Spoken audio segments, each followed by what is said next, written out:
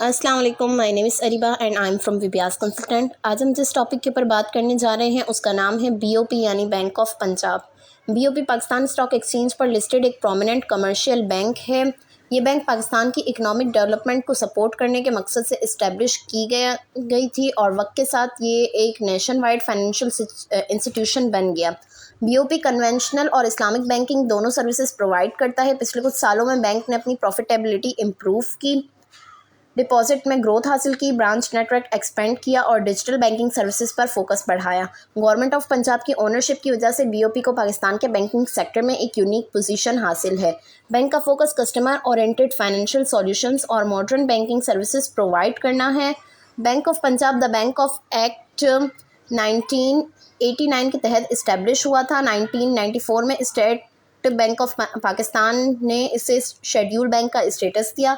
Bank का initial objective जो है वो पंजाब में इकनॉमिक एक्टिविटीज़ को प्रमोट करना था। वक्त के साथ बीओपी ने अपनी ऑपरेशंस को एक्सपेंड करते हुए पाकिस्तान के मुख्तलिफ इलाकों में अपनी प्रेजेंस डेवलप की। आज बीओपी एक फुल सर्विस कमर्शियल बैंक है जो individuals, businesses, corporations, government institution और मुख्तलिफ इकनॉमिक सेक्टर्स को फाइनेंशियल सर्विसेज प्रोवाइड करता है।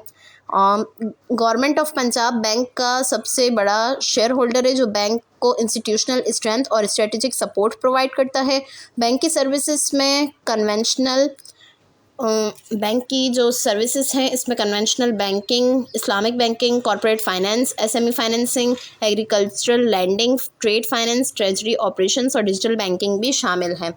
बैंक ऑफ पंजाब का जो बेसिक काम है वो फाइनेंशियल इंटरमीडिएशन है। इसका मतलब है कि बैंक कस्टमर से डिपॉजिट कलेक्ट करता है और इन फंड्स को लोन्स और इन्वेस्टमेंट में यूज़ करता है। बैंक की मेजर सर्विसेज में जो है पर्सनल और बिजनेस बैंकिंग अकाउंट्स, कॉर्पोरेट और commercial financing, SME loans, agricultural financing, Islamic banking solutions, trade finance facilities, foreign exchange services, debit cards और डिजिटल बैंकिंग सॉल्यूशंस, गवर्नमेंट और इंस्टीट्यूशनल बैंकिंग सर्विसेज शामिल हैं। इन तमाम सर्विसेज के ज़रिए बीओपी कस्टमर्स के funds को एफिशिएंटली मैनेज करता है और फाइनेंशियल सॉल्यूशंस प्रोवाइड करके इनकम जनरेट करता है।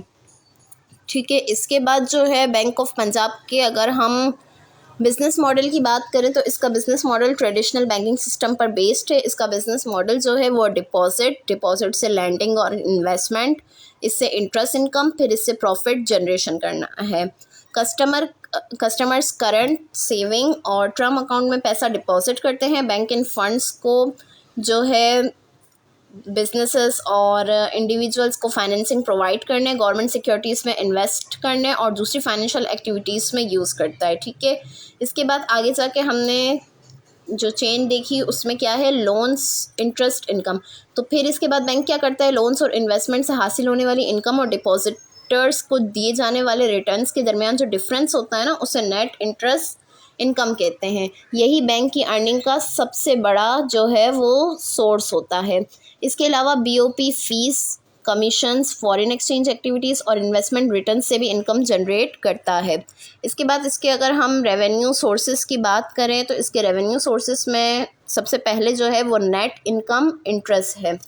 ठीक है, ये क्या करता है, जो ये ना लोन्स और इन्वेस्टमेंट से हासिल होने वाले इंटरेस्ट इनकम और कस्टमर डिपॉजिट पर दिए जाने वाले इंटरेस्ट के दरमियान का डिफरेंस होता है। और इससे क्या होता है, स्ट्रॉन्ग डिपॉजिट बेस बैंक को ज़्यादा लैंडिंग कैपेसिटी देता है जिससे प्रॉफिटेबिलिटी इम्प्रूव होती है। इसके बाद नीचे क्या है, फ़ी एंड कमीशन इनकम। इसमें क्या आता है कि ये ना इसमें trade finance, remittances, account services, bank guarantees, card related services और डिजिटल ट्रांजैक्शंस आती हैं। फ़ी बेस्ड इनकम बैंक को सिर्फ इंटरेस्ट इनकम पर डिपेंड होने से बचाती है। इसके बाद है ट्रेजरी ऑपरेशंस। ये जो है ना क्या होता है कि इसमें ना जो बैंक से ना अपने फंड्स का एक बड़ा हिस्सा गवर्नमेंट सिक्योरिटीज और दूसरे फाइनेंशियल इंस्ट्रूमेंट में इन्वेस्ट करते हैं। बीओपी भी ट्रेजरी ऑपरेशंस के ज़रिए रिटर्न्स जनरेट करता है जो ओवरऑल प्रॉफिटेबिलिटी में कंट्रीब्यूट करते हैं। नेक्स्ट इसके बाद हम देखें तो आता है foreign exchange income. Foreign exchange income की अगर हम बात करें तो BOP foreign currency transactions, exchange services और ट्रेड रिलेटेड एक्टिविटीज़ से भी इनकम अर्न करता है। ये सेगमेंट बैंक का रेवेन्यू सोर्सेज को डाइवर्सिफाई करता है। इसके बाद जो है सब्सिडरीज एंड इन्वेस्टमेंट। ठीक है। अपनी कोर बैंकिंग एक्टिविटीज़ के अलावा बीओपी रिलेटेड फाइनेंशियल बिजनेसेस में भी एक्सपोजर रखता है। जो ये जो एक्टिविटीज़ होती हैं ना, ये बैंक के क्या है, बैंक की इनकम सोर्सेज को डाइवर्सिफाई करने में मदद भी देती हैं। ठीक है। इसकी जो एक्टिविटीज़ में आ गया, जैसे सिक्योरिटीज़ आ गई, इन्वेस्टमेंट मैनेजमेंट आ गया, दूसरी फाइनेंशियल सर्विसेज आ गई, तो ये क्या करती हैं, ये बैंक की इनकम सोर्सेज को डाइवर्सिफाई करने में मदद करती हैं। इसके बाद हम इसकी जो पोजीशन देखें पाकिस्तान की बैंकिंग इंडस्ट्री में, अगर हम इसकी पोजीशन की बात करें तो पाकिस्तान के बैंकिंग सेक्टर हाईली जो है वो हम जानते हैं कि कॉम्पिटिटिव है।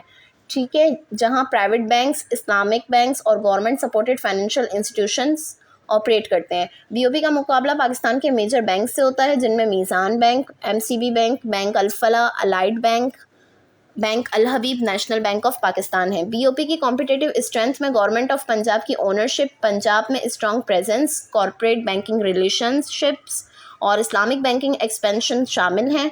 बैंक टेक्नोलॉजी और ऑपरेशनल इम्प्रूवमेंट्स में इन्वेस्ट कर रहा है ताकि प्राइवेट सेक्टर बैंक्स के साथ कंपटीशन मेंटेन कर सके। इसके अगर हम बीओपी के फंडामेंटल एनालिसिस की बात करें तो फंडामेंटली जो है बीओपी ने रिसेंट ईयर्स में अपनी फाइनेंशियल परफॉर्मेंस में इम्प्रूवमेंट शो की है। बैंक की प्रॉफिटेबिलिटी में ग्रोथ हुई है, डिपॉजिट इंक्रीज हुए हैं और बैलेंस शीट साइज एक्सपेंड हुई है। फाइनेंशियल रिपोर्ट्स के मुताबिक प्रॉफिटेबिलिटी में सिग्निफिकेंट इम्प्रूवमेंट आई है, डिपॉजिट में एक्सपेंशन हुई है, बैलेंस शीट स्ट्रांग हुई है, कैपिटल पोजीशन इम्प्रूव हुई है। अगर हम इसकी जो आगे देखें फाइनेंशियल ईयर 2024 का अगर हम अंदाज़ा लें तो इसमें बीओपी ने रिकॉर्ड परफॉर्मेंस रिपोर्ट की है। बैंक का जो प्रॉफिट है बिफोर टैक्स तकरीबन 24.56 बिलियन रुपीस रहा। डिपॉजिट बढ़कर तकरीबन 1.71 ट्रिलियन रुपीस तक पहुंच गई। ये performance better operational efficiency, strong customer deposits और डिसिप्लिन रिस्क मैनेजमेंट को शो करती है। इसके अगर हम फंडामेंटल इसकी जो फाइनेंशियल सिस्टम को अगर हम एनालिसिस को देखें तो इसके इनकम स्टेटमेंट की अगर हम बात करने जाएं तो बीओपी का इनकम स्टेटमेंट बैंक की अर्निंग कैपेसिटी और ऑपरेशनल परफॉर्मेंस को शो करता है। इसके इंपॉर्टेंट इंडिकेटर्स में net interest income, fee income, operating expenses, profit before tax और प्रॉफिट आफ्टर टैक्स शामिल हैं। इन एरियाज़ में ग्रोथ बैंक की अर्निंग कैपेसिटी इम्प्रूव होने को शो करती है। फिर अगर हम इसकी बैलेंस शीट की बात करें तो बैंक के लिए बैलेंस शीट बहुत इंपॉर्टेंट होती है। बीओपी के मेजर असेट्स और लाइबिलिटीज़ भी हमारे पास यहाँ पे दिए गए हैं कि इसके मेजर असेट्स क्या हैं, इसके लाइबिलिटीज़ मेजर क्या हैं। इसके अलावा बीओपी ने कस्टमर डिपॉजिट्स और इन्वेस्टमेंट पोर्टफोलियो की सपोर्ट से एक लार्ज असेट बेस भी मेंटेन किया हुआ है। फिर इसके कैश फ्लो का अगर हम एनालिसिस लें तो इसकी कैश फ्लो में बैंक का जो कैश फ्लो है वो मैन्युफैक्चरिंग कंपनीज से डिफरेंट होता है, क्योंकि डिपॉजिट और लीडिंग एक्टिविटीज़ की वजह से कैश मूवमेंट बहुत ज़्यादा होती है। इसके मेजर कैश फ्लोज जो एरियाज़ हैं वो हमें इसमें बताया गया, हमें इसकी ऑपरेटिंग एक्टिविटीज़, इन्वेस्टिंग एक्टिविटीज़ इसकी कहाँ हैं, इसकी फाइनेंसिंग एक्टिविटीज़ कहाँ हैं, ये सारी चीज़ें भी मेंशन की गई हैं। इसके अलावा बैंक के लिए फ्री कैश फ्लो के बजाय लिक्विडिटी रेशोज़, कैपिटल एडिक्वेसी और असेट्स क्वालिटी ज़्यादा इंपॉर्टेंट इंडिकेटर्स होते हैं। ठीक है। इसके बाद हम इसके बीओपी के वैल्यूएशन का एनालिसिस लें तो इसके जो इन्वेस्टर्स बैंक को एवेल्यूएट करने के लिए मुख्तलिफ वैल्यूएशन मेथड्स यूज़ करते हैं, जिसमें जो है प्राइस टू अर्निंग रेशो है, प्राइस टू बुक रेशो है, इसका डिविडेंड यील्ड है, ये सारी चीज़ें हैं। ठीक है। अगर हम देखें तो इसमें जो प्राइस टू अर्निंग रेशो है ना, इसमें यह है कि अगर अर्निंग स्टेबल होंगी ना तो low price to earning ratio जो है अट्रैक्टिव वैल्यूएशन इंडिकेट कर सकता है। और अगर हम ये देखें प्राइस टू बुक रेशो देखें तो बुक रेशो भी एक बैंकिंग सेक्टर में इम्पॉर्टेंट, बुक वैल्यू भी एक इम्पॉर्टेंट होती है। इसकी वजह ये है कि बैंक के पास जो है लार्ज फाइनेंशियल असेट्स और लायबिलिटीज़ होते हैं। फिर इसके बाद इसकी डिविडेंड यील्ड की बात करें तो बीओपी जो हिस्टोरिकली शेयर होल्डर्स को कैश डिविडेंड्स प्रोवाइड कर रहा है, इस वजह से इनकम सीकिंग इन्वेस्टर्स के लिए डिविडेंड यील्ड भी इम्पॉर्टेंट फैक्टर होता है। ठीक है। इसके बाद हम इसकी स्ट्रेंथ की बात करें, बैंक ऑफ पंजाब की स्ट्रेंथ को अगर हम देखें तो बीओपी की कुछ इम्पॉर्टेंट स्ट्रेंथ हैं, जिसमें जो है ना गवर्नमेंट सपोर्ट है। गवर्नमेंट सपोर्ट में हम देखें तो गवर्नमेंट ऑफ पंजाब की ओनरशिप बैंक को इंस्टीट्यूशनल क्रेडिबिलिटी और स्टेबिलिटी प्रोवाइड करती है। फिर इसके बाद हमारे पास ग्रोइंग फाइनेंशियल परफॉर्मेंस, ये इसकी सारी स्ट्रेंथ बताई गई हैं। बैंक ने रिसेंट ईयर्स में प्रॉफिटेबिलिटी और ऑपरेशनल परफॉर्मेंस इंप्रूव की है। फिर इसके लार्ज कस्टमर बेस की बात करें तो वाइड ब्रांच नेटवर्क बैंक को डिपॉजिट इंक्रीज़ करने में हेल्प करता है। इसके बाद इसका आता है इस्लामिक बैंकिंग एक्सपेंशन। पाकिस्तान में इस्लामिक फाइनेंस की इंक्रीजिंग डिमांड बीओपी के लिए एक ग्रोथ अपॉर्चुनिटी क्रिएट करती है। इसके बाद इसके नीचे आके बात करें तो इसमें एक और चीज़ आती है, वो आती है diversified services. Different banking segments की वजह से बैंक किसी एक इनकम सोर्स पर कम्प्लीटली डिपेंड नहीं है। ठीक है, इसके बाद हम इसके रिस्क और चैलेंजेस की बात करें तो बीओपी के साथ कुछ इंपॉर्टेंट रिस्क भी एसोसिएटेड हैं, जिसमें इंटरेस्ट रेट रिस्क है और इसके बाद क्रेडिट रिस्क है, फिर इसके बाद इकोनॉमिक स्लो डाउन है, फिर इसका कंपटीशन है, इसके बाद इसकी रेगुलेटरी चेंजेस भी इसमें इसके रिस्क में शामिल हैं। ठीक है, फिर इसके बाद हम बात करें इसके फ्यूचर आउटलुक को, अगर हम देखें तो बीओपी का जो फ्यूचर ग्रोथ इस बात पर डिपेंड करेगा कि बैंक लो कॉस्ट डिपॉजिट को कितना एक्सपेंड करता है, डिजिटल बैंकिंग सर्विसेज को कितना इम्प्रूव करता है और इस्लामिक बैंकिंग में कितनी ग्रोथ हासिल करता है। Government ownership, establish market presence और इम्प्रूविंग फाइनेंशियल परफॉर्मेंस बैंक के लिए एक पॉजिटिव फैक्टर्स हैं, लेकिन इन्वेस्टर्स को profitability, loan quality, interest rate environment और वैल्यूएशन को कंटिन्यूसली मॉनिटर करते रहना चाहिए। ओवरऑल अगर हम बात करें तो जो है बैंक ऑफ पंजाब पाकिस्तान के बैंकिंग सेक्टर का एक इम्पॉर्टेंट प्लेयर है।